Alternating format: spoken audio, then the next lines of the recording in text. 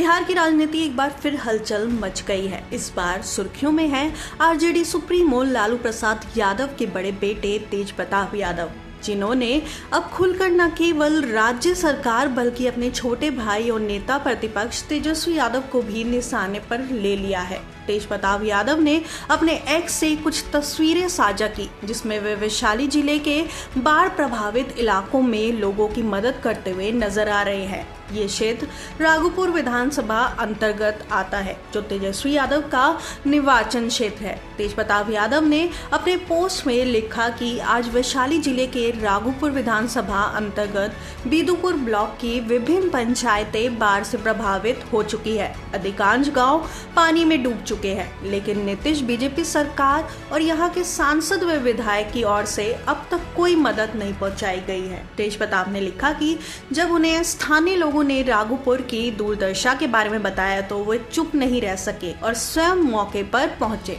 उन्होंने राहत सामग्री और मेडिकल सहायता लोगों तक पहुंचाई। सरकार और नेता बाढ़ से प्रभावित लोगों से मिलने तक नहीं जा पा रहे हैं। राहत सामग्री देना तो दूर की बात है, ऐसी निकम्मी और कोमा में जा चुकी सरकार को उखाड़ फेंकना चाहिए, तभी बिहार से बाढ़ और पलायन जैसी समस्याओं से छुटकारा मिलेगा। तेज प्रताप का ये बयान सामान्य आलोचना नहीं था, बल्कि इसमें स्पष्ट रूप से तेजस्वी यादव को भी कटघरे में खड़ा किया गया।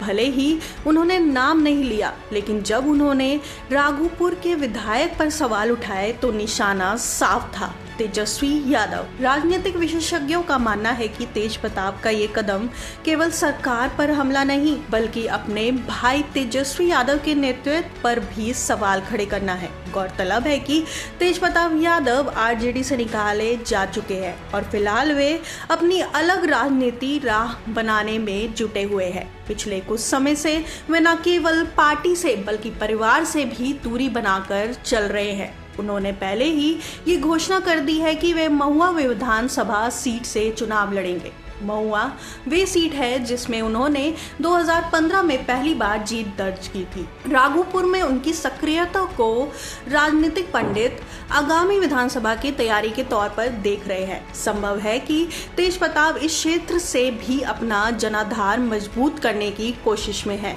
तेज प्रताप की बातों को पूरी तरह नकारा भी नहीं जा सकता, क्योंकि राघोपुर और बिदुपुर क्षेत्र में बाढ़ की स्थिति गंभीर बनी हुई है। हर साल इन क्षेत्रों में बाढ़ से जनजीवन अस्त व्यस्त होता है, लेकिन स्थायी समाधान की कोई ठोस पहल नहीं हो पाई है। तेज प्रताप ने सरकार की सुस्ती पर भी सवाल किए। उन्होंने कहा कि सिर्फ घोषणाओं से जनता को राहत नहीं मिलती, जमीनी हकीकत ये है कि प्रशासन अब भी सो रहा है। अब सबसे बड़ा सवाल ये है कि तेज प्रताप अपनी इस नई राजनीतिक रणनीति में कितने सफल हो पाएंगे। वो न केवल अपने भाई के क्षेत्र में जा रहे हैं, बल्कि खुद को जनता के बीच एक विकल्प के रूप में पेश कर रहे हैं। वैशाली के ग्रामीण क्षेत्रों में उनकी सक्रियता और सोशल मीडिया के जरिए जनता से संवाद करने की रणनीति उनके नए राजनीतिक अभियान का हिस्सा माना जा रही है। तेज प्रताप का राघोपुर दौरा और बाढ़ पीड़ितों के बीच उनकी उपस्थिति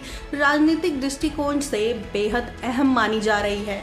उन्होंने सरकार को जहां असंवेदनशील और निष्क्रिय बताया, वहीं अपने भाई तेजस्वी यादव की जिम्मेवारी पर सवाल भी उठाए। आने वाले चुनावों में ये देखना दिलचस्प होगा कि तेज प्रताप यादव की ये आक्रामक रणनीति उन्हें नई पहचान दिला पाती है या नहीं। फिलहाल इतना तो तय है कि बिहार की राजनीति में एक नया सियासी मोड़ आने वाला है और तेज प्रताप यादव उसमें बड़ी भूमिका निभाने को तैयार है।